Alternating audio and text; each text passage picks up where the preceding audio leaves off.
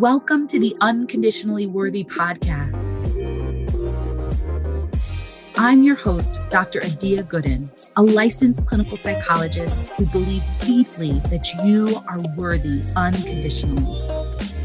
Hello, and welcome to episode 24 of the Unconditionally Worthy Podcast. I'm so glad you're here and listening, and we have an awesome episode for you today. Today, I talk with my friend, Dr. Darren Pierre, and we had a really rich conversation about loving ourselves, being in relationship with other people, even when it's challenging, the power of self-forgiveness. We also talk about the connections between self-worth and effective, emotionally intelligent leadership. Darren breaks down the three components of emotionally intelligent leadership. And we talk about all of these things in a really dynamic, interesting conversation. This is a conversation I really haven't heard before, and you are going to want to hear it. Darren also shares his wisdom for you on your journey to self-worth. So I really hope you tune in and listen to the end and let us know what you love most about it. I'd love to hear from you. Darren would love to hear from you. Join in conversation with us by leaving a review, sending me a DM, or sharing this episode and tagging us on Instagram. We'd love to hear from you. It's a rich conversation. I know that you're going to take so much from it on your self-worth journey. And if you're a leader, you are definitely going to want to hear what we're talking about. Hello, and welcome back to the Unconditionally Worthy Podcast. We are here with Dr. Darren Pierre today, and I am incredibly excited to share my really good friend with you. Darren and I have been friends for probably around 4 years. Has it been 5? Somewhere around 4 years. And he has just brought so much insight, wisdom, love to my life. And I'm really excited for him to share all of that with you all today. So Darren is a lecturer in the Office of Global Engineering Leadership at the University of Maryland, College Park. His teaching is focused on college student development, student affairs, profession, and leadership within higher education. He has years of experience as a university administrator, a leader within the field of higher education, and is a contributor to many entity groups affiliated with higher education. Darren has authored journal articles, and in 2015, he authored a really powerful book that we'll be talking a bit about today, and it's called The Invitation to Love, Recognizing the Gifts Despite Pain, Fear, and Resistance. And Darren has spoken nationally on the ideals of leadership, integrity, and authenticity. And again, Darren, I am so excited for you to be here, for us to engage in this conversation today, and for my listeners to kind of hear what you have to say and contribute to this conversation about self-worth. So thank you for being here. Well, thank you so much for having me. I'm excited because this is a conversation, Adia, and I hope that the things that we talk about in this time together, people will take on in their own units, their family, their friends, and have this continued conversation from what we start right now. Awesome. Well, I'd love to start out, and this is how I start out all of my episodes with guests. And I'd love for you to share a little bit about your own self-worth journey. Let me tell you, I was sharing with you all for context right before we started. I was sharing with Adia that I love this idea of self-worth and the conversation we're having, because we go into New Year's or we go into new birthdays and like, okay, this year I'm going to find this relationship, or this year I'm going to do this, or this year I'm going to lose weight, or this year I'm going to get my finances right.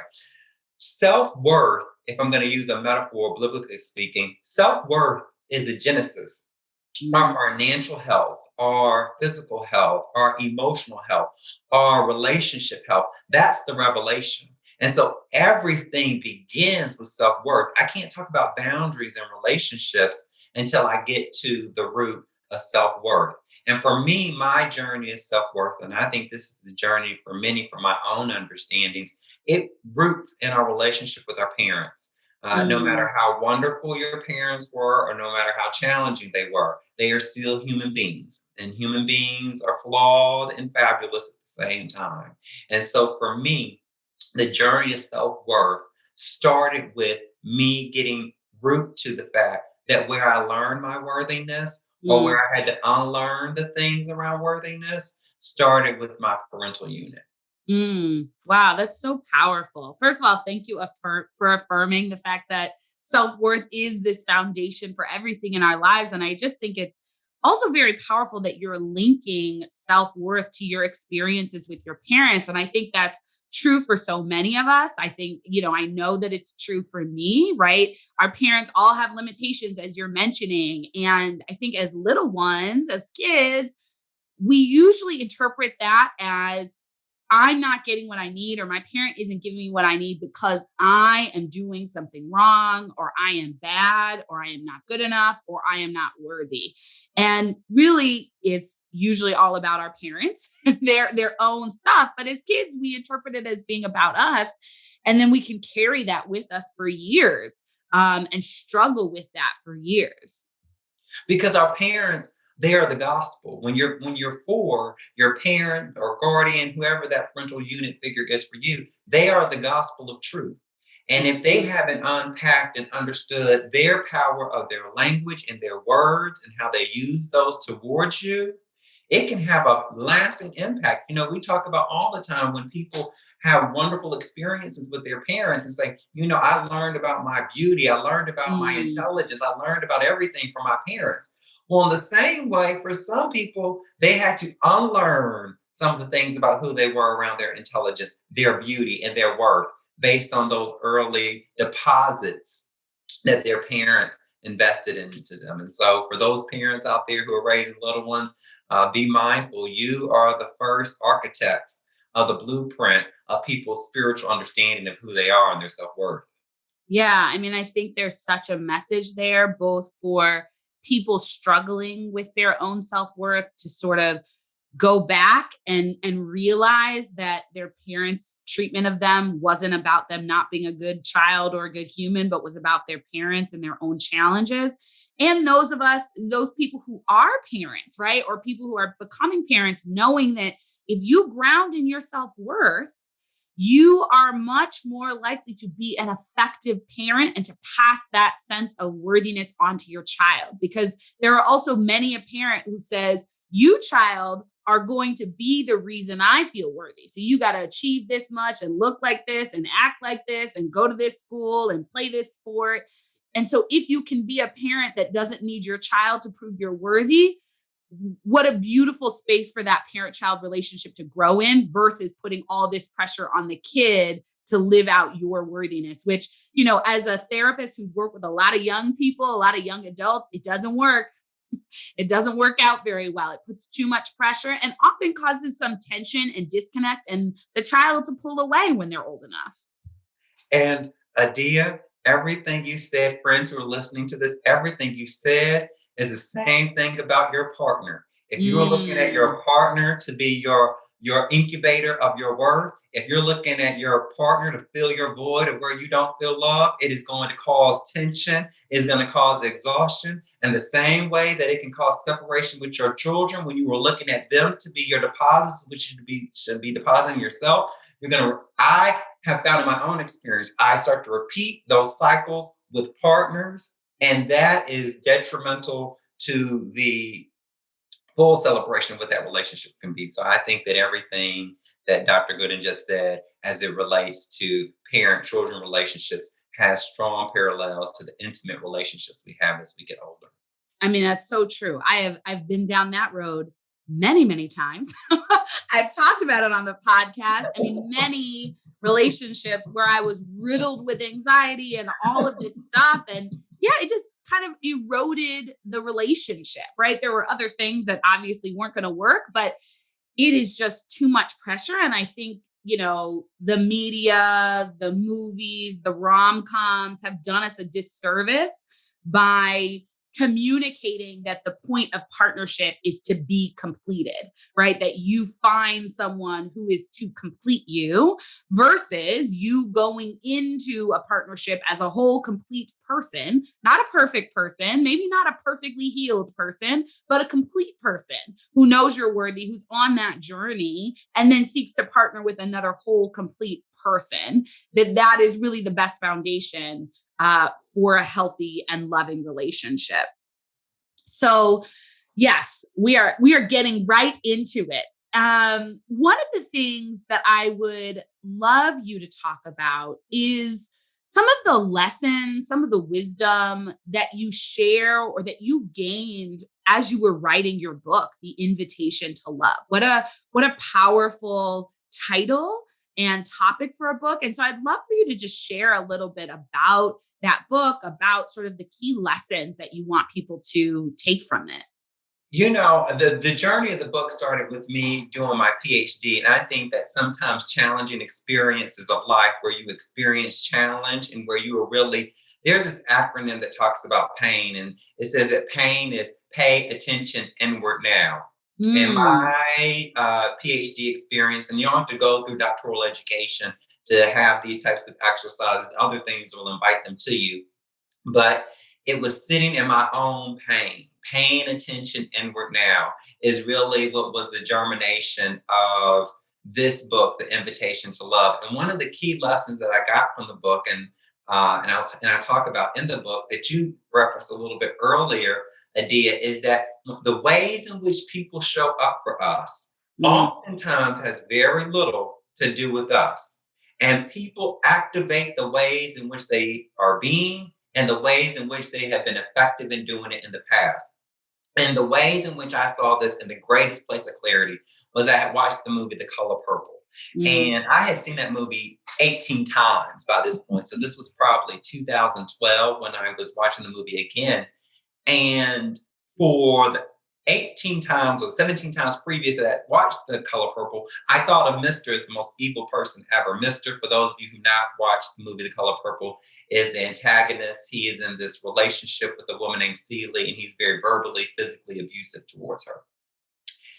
I watched it for the 18th time, and I said, oh my goodness, Mr. did not hate Celie. I believe he actually had deep feelings for Celie, but he had no capacity to express that. And how I saw that manifest was in the movie. If you've seen it, if you have not seen it, I highly recommend you see it. There's a scene where Celie says that she's finally having a breakthrough moment and she's going to leave Mr. And Mr. talks about how she's ugly, how she can't cook, how she does all these things. And he's berating her, with belittling her, trying to compromise her understanding of her worth. And I was thinking to myself, his kids are grown. When he first started his relationship with her, it was so that she'd be a caregiver for his children. But his kids are grown at this point. So if he really hated her when she said she was leaving, he would say, yes, thank God, I'm so excited you're leaving. He belittled her and compromised her worth because he was secretly wanting her to stay. And to break her down, to feel like she was nothing, he was hoping, with his intention being, you're right, who would want me? I'm ugly. I'm Black. I can't cook. Maybe I should just stay here. And so he had utilized those same tools throughout their relationship to do that. And she had internalized it all those years. But really, it was never about her, because life had broke him down in that same way. And it had been effective in keeping him submissive and keeping him small and keeping him dim in his light. And so he was activating those same tools with her. So I shared this with a friend of mine, and they were like, oh, Darren, no, that's not it. Then I watched a documentary about Alice Walker. And Alice Walker was asked about the movie The Color Purple. Alice Walker, for those who don't know, she wrote the book, which is the adaptation, the film version of The Color Purple. And she said, what I don't like about the movie is it never showed the reconciliation between Mr. and Celie. She said, because Mr. and Celie is the story of my grandparents.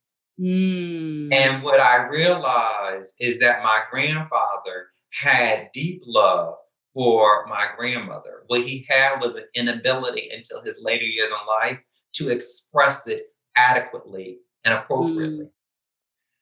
We've got to, I don't want people to stay in abusive relationships and say, well, this person loves me. No. Because what she needed to do was break the cycle, and she needed to get access to her worth. And what she was clearly understanding, Celie, until I'm talking about now, was that was not working for her. But for her to leave that experience, continuing to hold on to the resentment that that man is the devil and he is evil, is not to honor. He is a person who has not responded appropriately or properly to his pain. Yep. And so the invitation to love, recognizing the gift despite pain, fear, and resistance, that is about understanding you leave Mr. in that relationship, but you also leave the resentments behind. Because let go of that. He's not evil. He just has pain that has not been responded to. And that has nothing to do with you. So you can leave not thinking that he is some criminal that needs to be persecuted, or that he is this antagonistic figure that we often want to portray people as. But they are simply people who are in pain. And I don't have to entertain that experience in my life. I also don't have to carry that with me to the next dimension where I'm going. And so I hope as people read the book, they are able to see for themselves, as I was able to see through my doctoral journey, how other people's ineffectiveness in showing up for us is not a moment to demonize. It's actually a moment to humanize them and liberate ourselves and our understanding that ways in which they were which showed up ineffectively for us, had nothing to do with us. I mean, that's so powerful, right? It's so powerful and nuanced, right? What I hear is you have to hold together the acknowledgement that this person is not treating you well, right? That this person is treating you in ways that may be harmful, that are not acceptable, that you can set a boundary while also not taking on their bad behavior as being about you, and also not saying they're just the most evil person in the world. And, it sort of requires this nuance and what I see as forgiveness, right? Like, what is the process of forgiving the situation? And so often people think of forgiveness as going to the person who's hurt you and say, I forgive you. Now let's reconcile and be together. But what you're saying is you break up with Mr. You don't necessarily go back to him, right? But you, in your heart, regardless of whether you tell him, say, I forgive, I am releasing myself of that burden. And go ahead. Because I know I talk about this in the book. I see forgiveness as a clear understanding of a set of events accurately. Yeah. So I accurately see a set of events. I get it now. You said those things to try to break me down. Mm-hmm. You said those things because those were the power dimensions that you've utilized in the past. I get it now. I forgive you because I see the set of events accurately now. Yep. I'm not a person of no worth. I'm not a person of no beauty. I'm not a person of no intelligence. That was the mechanisms, the tools you utilize to keep me captive in a relationship that doesn't work. And I think that, and this is based on Alice Walker's experience of how she saw her grandparents. So I want to honor that. I think that that's an appropriate way to look at it because, Celie was probably told 55 times. She was told in the movie and she's told in the book, you need to leave him. He's a dog. He don't care nothing about you. We say these things and they may not necessarily be the truth. What is the truth is you need to leave. But I can't argue what he feels for her. Mm-hmm. But just because someone loves you doesn't mean that you need to be with them. It's like you pull a stray cat off the street. The cat may love you deeply, but the cat's never been home trained. So they're spraying all over your house.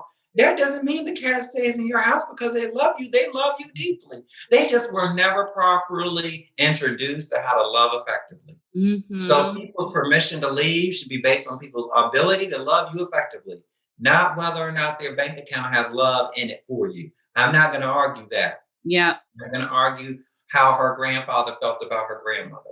But what is clear and objectively speaking can be argued is that his ability to express it was absolutely ineffective. Right.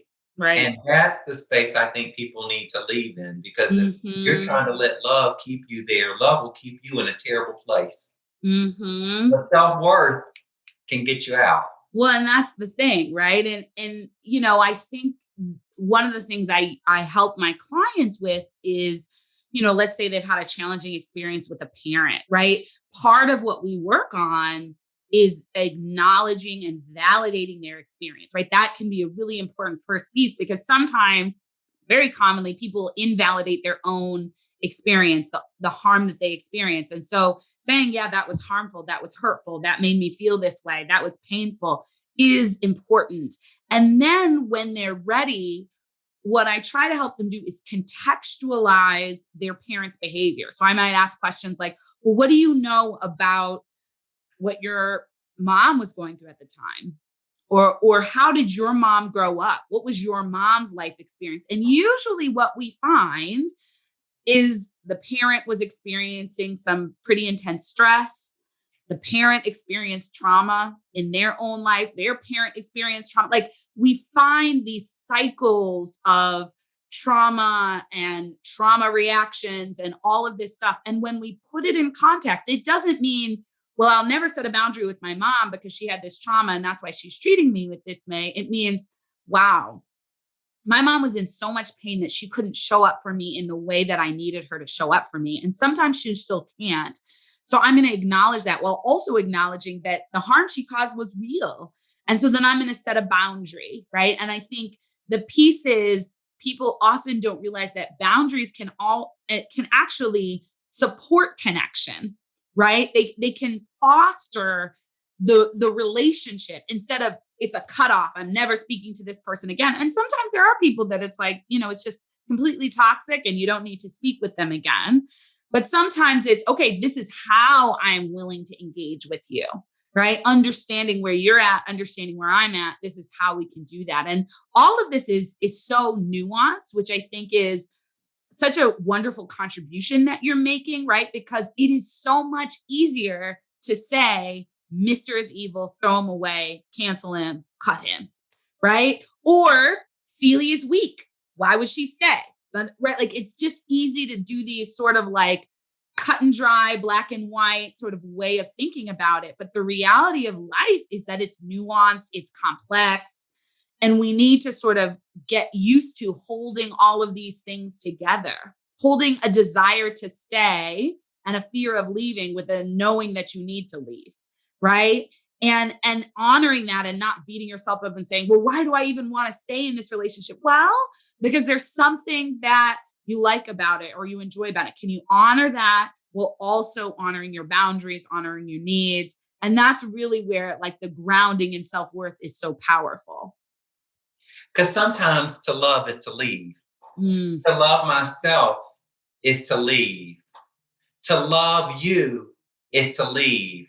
Because what I'm understanding is what we co-create together works very little for both of us. Yep. And so I love myself enough to leave. I love you enough to say what we co-create.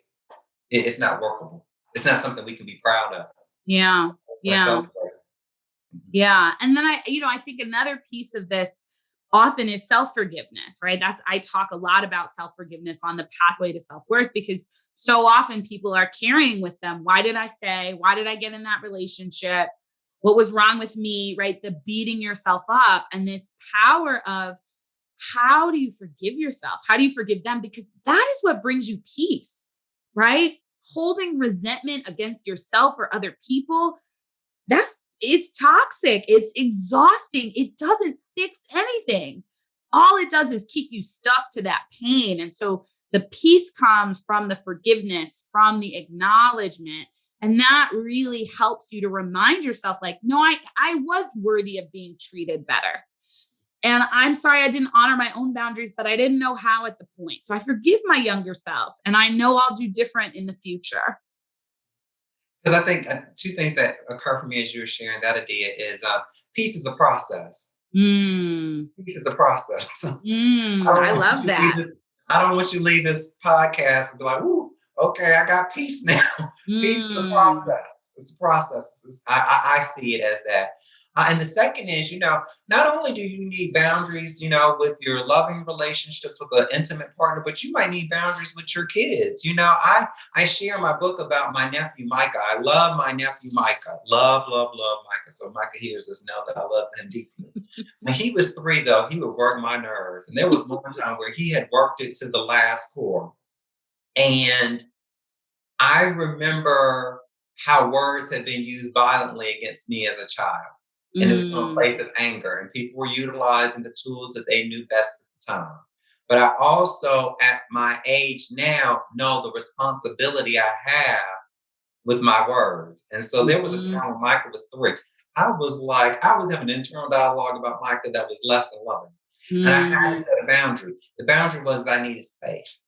So I mhm, said, Micah, I need you to go to your room for a little bit. I needed him to go to his room because I needed to have that boundary. After a couple of minutes, we were back together and he said, Uncle Darren, can you play video games with me? And I said, not right now, Micah. I still needed space. mhm. Parents, who have the resources and the ability, it's okay for you to send your kids to daycare if they need to go to daycare.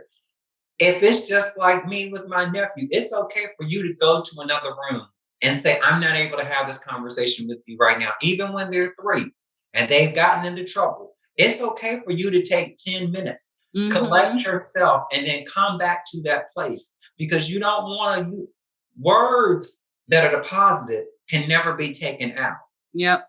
So when you put that deposit in that bank account of their worth, you can't take that. You can say sorry, but the words still have left an imprint. So sometimes those boundaries are not only with grown people, they're Yep. with the little people who we love in our lives as well. That's so true. I mean, I think one way we could frame what we're talking about is self leadership, right? Leading ourselves courageously through life. And you're an expert on the topic of leadership and authenticity and integrity. And so I'd love for you to share how you think about these ideas. How do you think about leadership? And what are sort of some of the intersections between self leadership, self worth, and being a leader in general to other people or with other people? Because people will be like, okay, now how's the marriage between this conversation about self-worth and the book, how does that connect to leadership?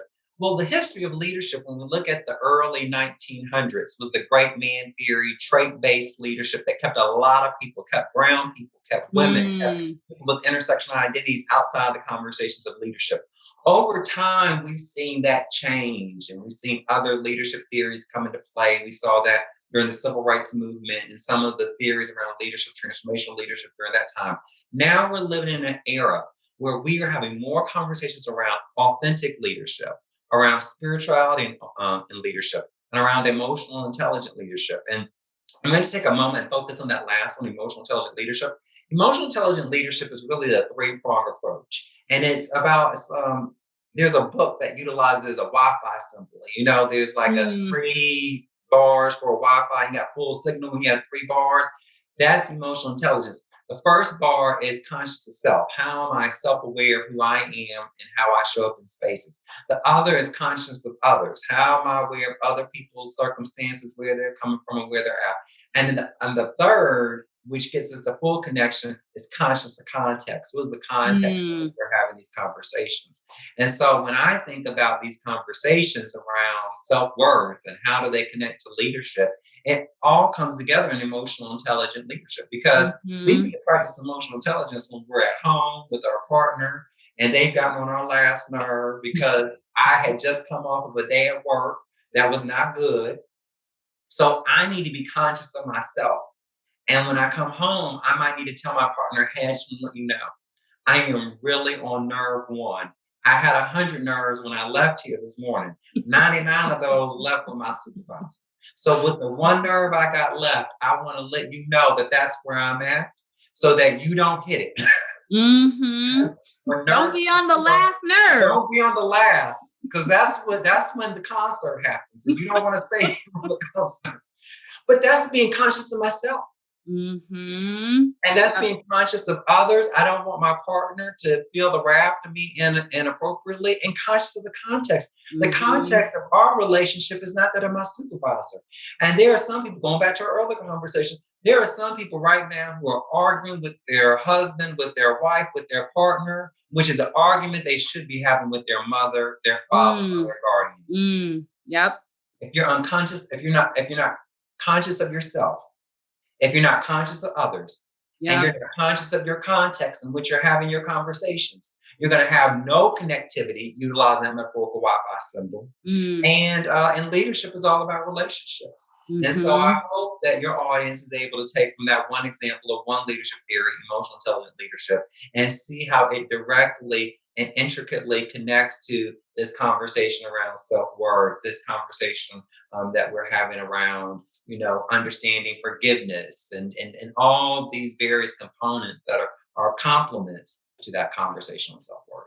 Yeah, thank you for sharing that theory in such a real world way. It made it very tangible. And one of the things that came up for me as you were sharing is self-worth as sort of a foundation for emotional intelligence and emotionally intelligent leadership.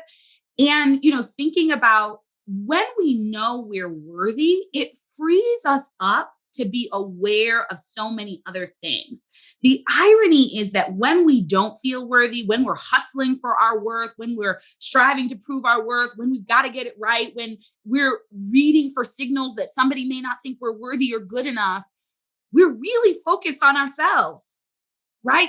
There's a really big self-focus, and everything becomes, they must not like me. They must not think I did good enough.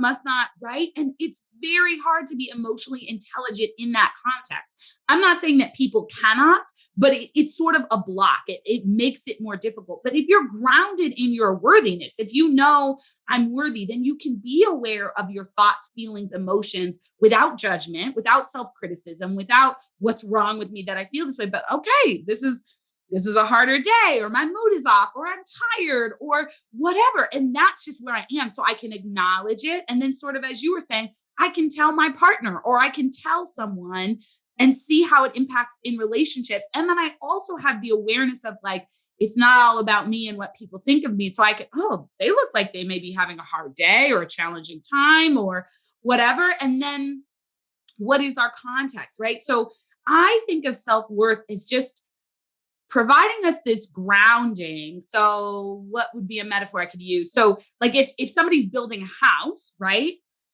If they never build a strong foundation and they still build the house, those scaffoldings are going to need to be up there, right? Because you take the scaffoldings away, everything might crumble. So you got these scaffoldings. You can't really see the house. If you're in the house, you can't really see out, right? You're kind of always like, oh gosh, was that a shit? Is this going to crumble, right? Because you don't have a strong foundation. But if you build that strong foundation of self-worth, it gives you the confidence to build up and out, and you can show up with your house. You can see out. You let other people see in. You feel, right? You're not always sort of worrying and hiding and protecting, right? Because you have that foundation. So it frees us up to show up in the world confidently and bring what we have to bring, right? And be in relationship without a bunch of walls and scaffolds. As I see self-worth, and you're my self-worth expert, my friend, but I see self-worth, and I don't know if they're siblings or first cousins, but I see self-worth having a strong familial relationship with security. And if you have low self-worth, I am not in high confidence that you have high levels of security. And insecure people can make ineffective managers. And if you want to know if you're ineffective as a manager or as a supervisor, which is a positional space of leadership, then look at your security of your foundation. Because insecure managers are those who micromanage. Insecure managers are those who show up ineffectively.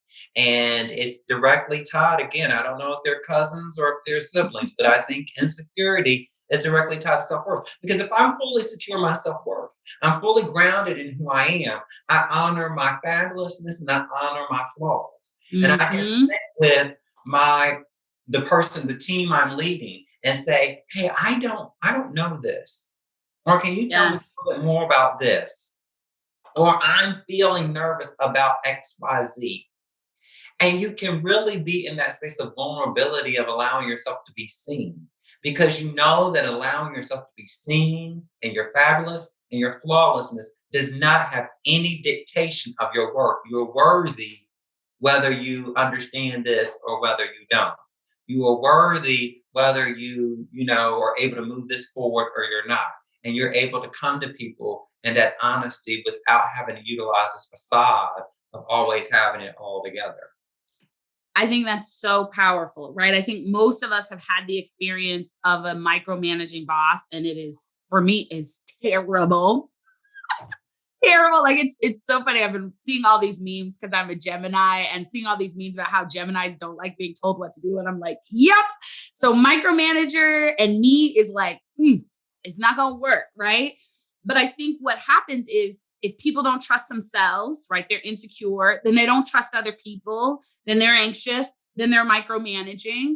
And ultimately that's disempowering and demotivating, right? But if you trust yourself, if you're willing to be wrong, if you're willing to be vulnerable, if you're willing to say, I don't have all the answers, I know a process that will help to get to the answers. And I'm also hiring and getting people on my team that I know are talented and skilled and wise in different areas. And I'm excited to empower them to share that because I don't need to know everything. That's when you create, I think, magic on a team, right? Because you're not, well, I've got to be right. It's got to go through me and it's got to be my way. I have a process. What do you all think? Oh, Janine, you're excellent in this area. I know you have some wisdom. What would you contribute to this conversation? Right?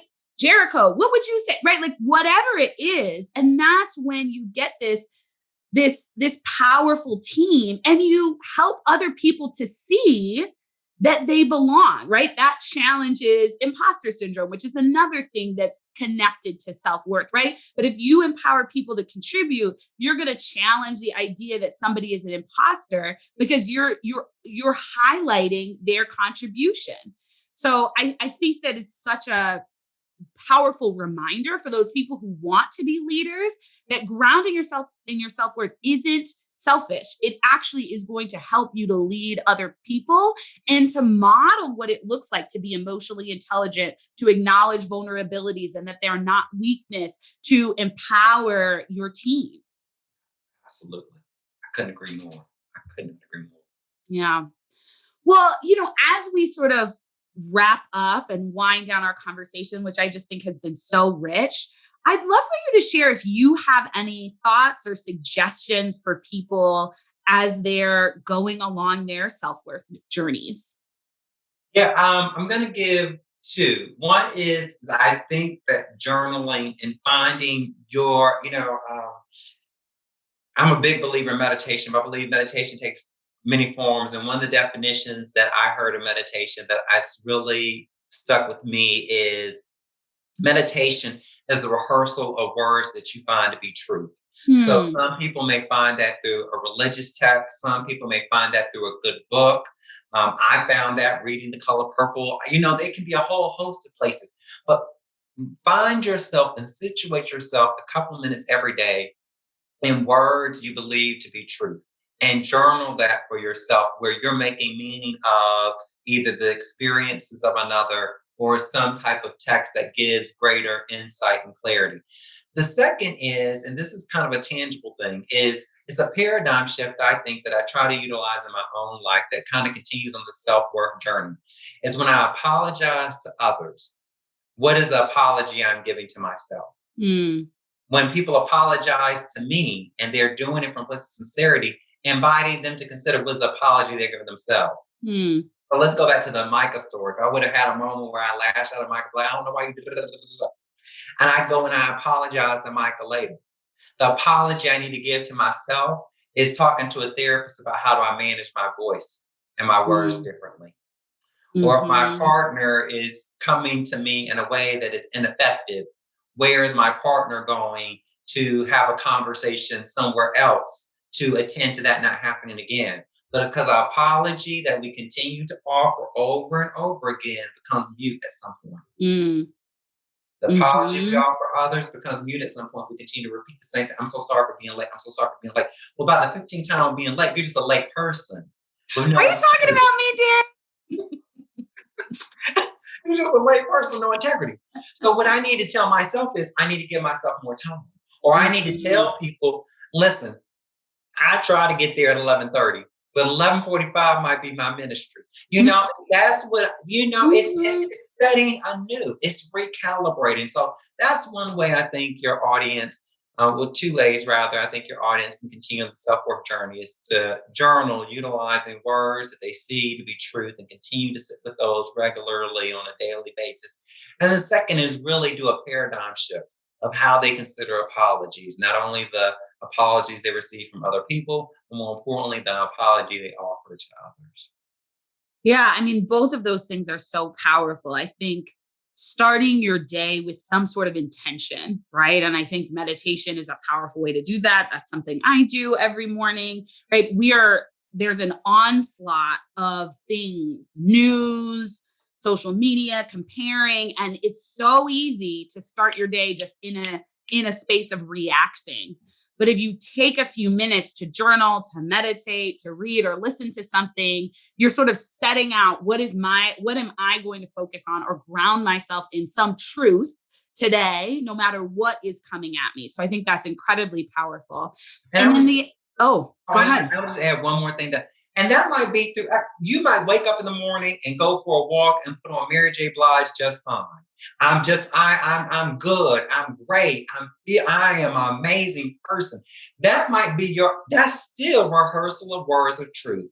Yes. The form in which you're doing it is not in a written form, but it is on a bicycle in the morning. It's putting on your tennis shoes and going for a walk. It's getting on a treadmill. But all of that is activating your own internal bank of self-worth. Yes. Yeah. And then I think it's about finding what works for you, because what works for you may not work for other people. And that's okay. It just needs to work for you. So I think that's powerful. And then I think the other piece you were saying about apology is really powerful. And what came through for me in that is honesty and accountability. And I think so often people think in order to be accountable, I have to be harsh and critical and mean to myself. And a lot of what we're talking about is that's not necessary. You can hold yourself accountable in a compassionate way. And actually, I think then it's more powerful. It's more powerful to say, I have an issue with being late, or I keep reacting in this way and saying things that are harmful and I don't really mean. And instead of saying, I'm an awful person, I'm so horrible, and shaming yourself, which just makes you feel like you can't do anything about it, you can say, okay. All right, now what's happening here?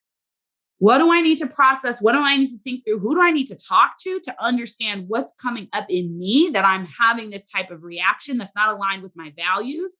And how do I kindly hold myself accountable to make some changes and figure out how I do things differently moving forward? Because I want to be in good relationships with other people. Yeah, absolutely. Yeah. Thank you so much, Darren.